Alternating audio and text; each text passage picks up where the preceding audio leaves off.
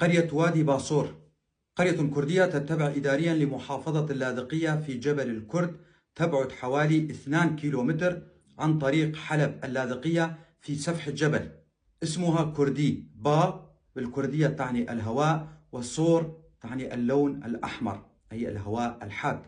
عدد سكانها حوالي 1000 شخص، كلهم كرد لكنهم فقدوا لغتهم الكردية. يعمل الأهالي بالزراعة وتربية المواشي. قرية باصور كغيرها من القرى الكردية في جبل الكرد أو الأكراد في قسم اللاذقية تعرضت لقصف شديد من قبل قوات نظام الأسد.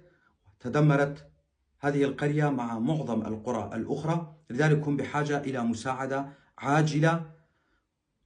وأنا هنا أناشد حكومة إقليم كردستان العراق والإدارة الذاتية لشمال وشرق سوريا بالتدخل ومد يد العون والمساعدة لأهلنا هناك، لأنهم بأمس الحاجة لنا.